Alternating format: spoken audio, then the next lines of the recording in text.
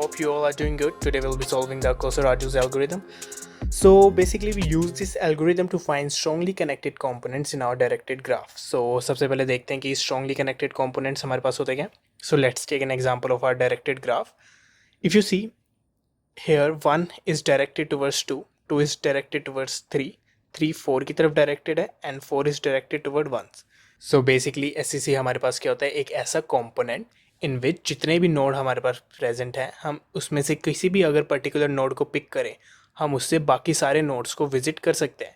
In this example अगर हम 1 को पिक करें हम 1 से 2 डायरेक्टली जा सकते हैं, हम 1 से 3 भी जा सकते हैं वाया 2 राइट, एंड हम 1 से 4 पे भी जा सकते हैं वाया 2 एंड 3.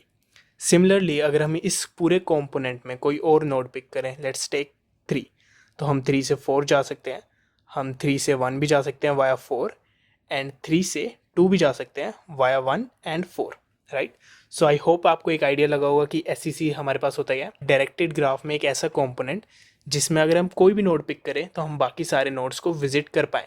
नाउ अगर हमारे पास कोई एक ऐसा ग्राफ हो जिसमें 1 2 को पॉइंट कर रहा हो, हेयर 1 एंड 2 ये दोनों होंगे हमारे पास single strongly connected components.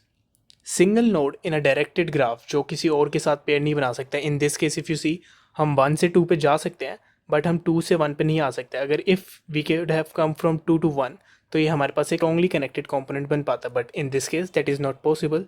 So 1 and 2 both are single strongly connected components. I hope इतना क्लियर हो गया होगा. इस एल्गोरिदम में हमें फर्स्ट ऑफ ऑल ये चीज़ बिल्कुल क्लियर होनी चाहिए कि हमारे पास स्ट्रॉन्गली कनेक्टेड कंपोनेंट्स क्या होते हैं. This is a component, this is a single component और ये भी हमारे पास एक सिंगल कंपोनेंट है. Now let's take this example. हमारे पास यहाँ पे एक ये कंपोनेंट है. इफ़ यू सी हम 1 से 2 को विजिट कर सकते हैं एंड हम 1 से 3 को भी विजिट कर सकते हैं वाया 2.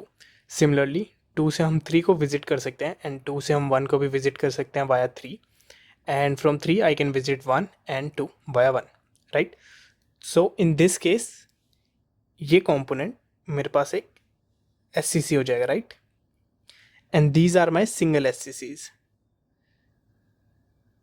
Single SCCs. Similarly 5 भी मेरे पास एक single SCC हो जाएगा. Now the question comes कि हम इन single SCCs या फिर strongly connected components जो हैं इनको find कैसे करेंगे. For in this example हमारा output कुछ ऐसा होना चाहिए 1 2 3 4 and 5. These are the 3 strongly connected component present in my graph, directed graph. Okay, so हमें ये रिटर्न करने हैं और we can just return the count कि हमारे पास कितने strongly connected components हमारे directed graph में present है. So the question comes कि हम कैसे करेंगे. We use DFS, but if you use DFS, let's say हम 1 पे DFS कॉल करते हैं राइट. 1 कॉल करेगा 2 पे DFS, 2 DFS कॉल करेगा 3 पे एज वेल एज 4 पे राइट, एंड 4 DFS कॉल कर देगा 5 पे. इन दिस केस अगर हम देखें तो हम सारे कंपोनेंट्स को पिकअप करके ले आएंगे. अगर इसका कुछ आउटपुट होगा लेट्स से 1 2 3 4 एंड 5, सारे नोड्स जो भी हैं वो मेरे पास आ जाएंगे. So we can't call DFS in a straight order. इससे हिंट हमें ये मिलती है कि हमें DFS कॉल करना है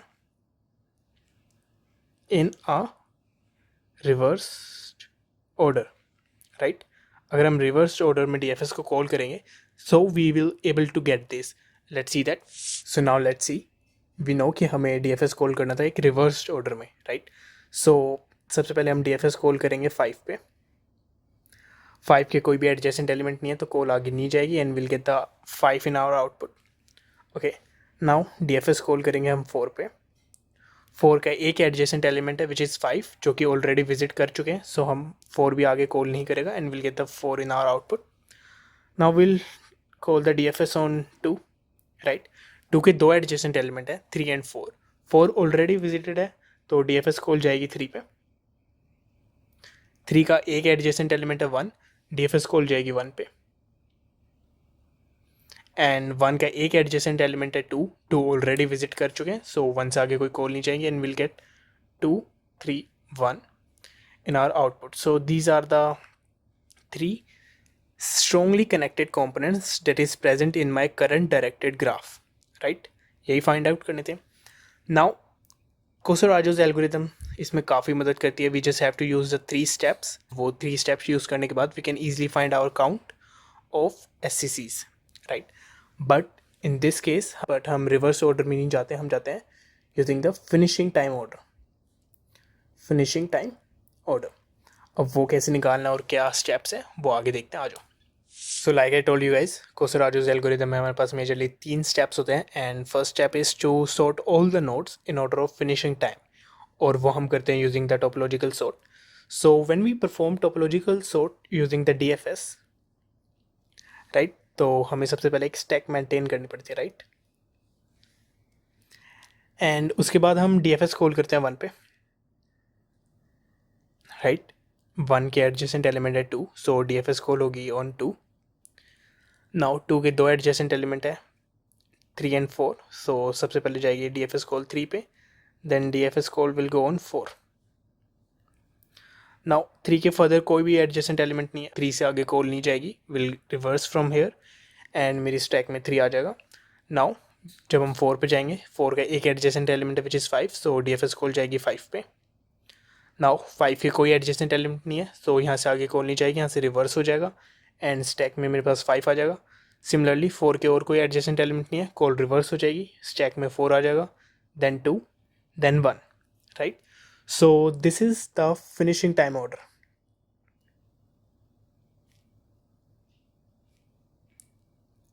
right. So first step is done. Now let's see the second step. Guys. So second step हमारे पास है transpose the graph. So how do we transpose a graph? Simple example, let's say हमारे पास एक node है 1 and node है 2. If in the starting अगर node हमारे पास node 1 node 2 को direct कर रहा था, तो जब हम इसका transpose करेंगे our node 2 will direct to node 1, right. In this case अगर हम इस graph को ट्रांसपोज करेंगे तो 1 2 को डायरेक्ट कर रहा था, now 2 will direct to 1, 1 will direct to 3, 3 will direct to 4 and 4 will direct to 2 and similarly 5 will direct to 4. सारी डायरेक्शंस जो भी थी वो ट्रांसपोज हो जाएंगी, राइट. अगर हमारे पास 1 2 को डायरेक्ट कर रहा था तो अब 2 1 को डायरेक्ट करेगा. आई होप क्लियर हो गया होगा. इस ग्राफ पर ट्रांसपोज ड्रॉ करते हैं एक बार. So now after transposing our current this graph will get something like this. जितनी भी डायरेक्शन थी सारी अपोजिट हो चुकी हैं. So this was our step 2, and now let's move on to the third step. So now let's see the last and third step, which is DFS the transpose graph in order of finishing time. This was the order of my finishing time, right? So अब इसमें DFS करेंगे. So सबसे पहले element को निकालेंगे which is 1, right. 1 को pop कर देंगे, DFS कॉल करेंगे 1 पे. 1 के एडजेसेंट एलिमेंट है 3, सो फर्दर DFS कॉल जाएगी 3 पे. 3 के एडजेसेंट एलिमेंट है 2, सो नाउ DFS कॉल जाएगी 2 पे. 2 का एक एडजेसेंट एलिमेंट है 1 जो कि ऑलरेडी विजिट कर चुके हैं, तो 2 से आगे कोई DFS कॉल नहीं जाएगी and I will get the output as 2 3 and 1. Now stack में नेक्स्ट एलिमेंट है 2, 2 इज़ ऑलरेडी विजिटेड, सो 2 को पॉप कर देंगे. Now moving on to 4, DFS call जाएगी 4 पे. 4 के एक एडजेसेंट एलिमेंट है 2 जो कि ऑलरेडी विजिट कर चुके हैं, सो 4 से आगे कोई कॉल नहीं जाएगी. I'll get the 4 in my output. Moving on to 5, DFS call जाएगी 5 पे. 5 के कोई एक एडजेसेंट एलिमेंट है 4 जो ऑलरेडी विजिट कर चुके हैं, सो 5 से भी आगे कोई कॉल नहीं जाएगी and I'll get the 5 in my output.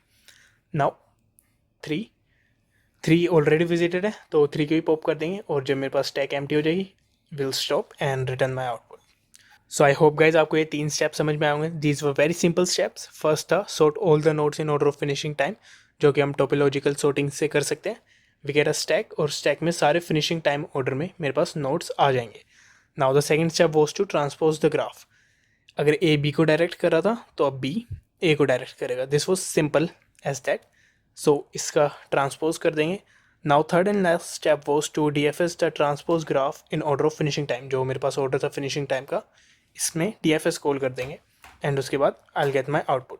So let's see how it's work in the coding part. आज इसको कोड करते हैं. So now I have to return the number of strongly connected component that is present in my this graph. तो उसके लिए सबसे पहले एक result नाम का वेरिएबल रख लेंगे. Then moving on to the step 1 which is sort all the nodes in order of finishing time, right. तो उसके लिए टोपोलॉजिकल सॉर्ट कॉल करना था, उसके लिए सबसे पहले एक स्टैक चाहिए of type int, then I need to have the visited array, let's say boolean, size होना चाहिए वर्टिसेस एंड इनिशियली सारी वैल्यूज फॉल्स होंगी, राइट। देन उसके बाद सारे वर्टिसेस को विजिट करेंगे आई इक्वल टू 0 से लेकर i less than p, and if my current vertex is not visited so हम dfs कॉल कर देंगे, dfs on the current vertex. In this case dfs के साथ हमारे पास हमारे एडजेसेंट एलिमेंट्स की लिस्ट भी जाएगी एंड विजिटेड लिस्ट भी जाएगी and my stack will also go. After this let's say कि हमारे पास स्टैक आ जाएगी जिसमें हमारे पास सारे नोड्स हैं in order of their finishing time. Then we have now the step 2 was to transpose the graph. उसके लिए सबसे पहले मुझे एक वेक्टर इंट चाहिए जिसमें मैं अपना ग्राफ स्टोर करूँगा। Let's name it as transpose and its size will be b। After this मैं सारे वर्टिसेस को विजिट करूँगा and now I'll get the adjacent elements of my current vertex, right। उसके बाद जब मेरे पास सारे adjacent elements आ जाएंगे I'll start iterating on them, right। so in this case our I का जो हमारा I था उसका adjacent element J था and we have to do now in this case जो हमारे पास आई था उसका एडजेसेंट एलिमेंट जे था, we have to transpose it. So जो हमारे पास ट्रांसपोज हमारा ग्राफ था उसमें हम जे में जे वर्टेज के कोरस्पॉन्डिंग पुश बैक कर देंगे आई को, जिससे वो अपोजिट हो जाएंगे, right. So step 2 is done. Now step 3 was to DFS the stack, right. जो भी हमारे पास स्टैक थी जिसमें हमारे पास सारे नोट प्रेजेंट थे इन ऑर्डर ऑफ फिनिशिंग टाइम, उस पर डीएफएस कॉल करना था, राइट। सो उसके लिए सबसे पहले हम अपनी विजिटेड एरे को रीस्टार्ट कर लेंगे, begin से visited dot end false, right। उसके बाद while my stack is not empty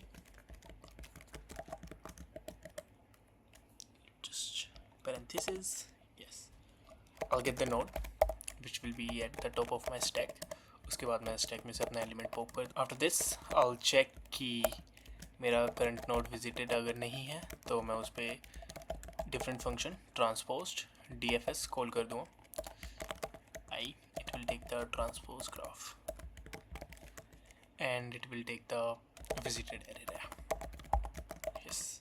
and यहाँ पे मैं अपना रिजल्ट इंक्रीज़ कर दूँगा बिकॉज वी नो जब भी हम इसमें dfs कॉल करते थे जितनी बार एक एलिमेंट पे dfs कॉल होता था that was our strongly connected component and in the end we will just return the result। now अब दो फंक्शन implement करने, first is dfs and the second is transpose dfs, so let's implement them। so let's see how our dfs function will work। सबसे पहले visited array में starting node को visited mark कर देंगे, then after that हम सारे adjacent element को access कर लेंगे हमारे current node के and उन पे iterate करेंगे। नाउ इफ़ हमारे एडजेसेंट एलिमेंट विजिटेड नहीं है तो हम उन पे भी अपनी dfs की कॉल कर देंगे, dfs call on j and it will take adjacent elements list, visited array and stack. After doing this all हम अपने स्टैक में पुश कर देंगे करंट जो भी नोड आया था, right. So this was our dfs function। now let's implement the transposed dfs। so let's implement our transposed dfs function। so ये भी सेम वर्क करेगा। सबसे पहले visited में अपने starting node को visited मार्क कर देंगे, then after this हम इसके भी सारे adjacent elements को access कर लेंगे which will be in the transposed graph।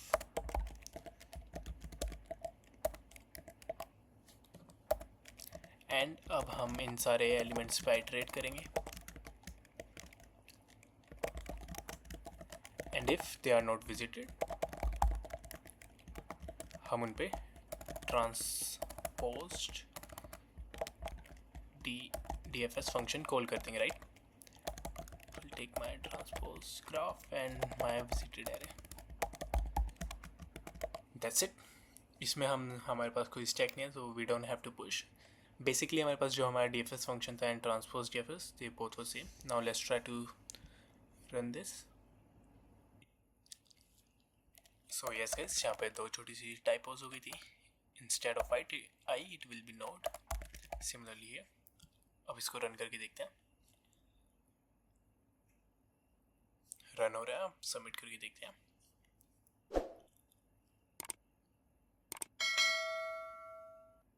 So submit भी हो रहा है. So I hope guys you like the video. Thanks for watching.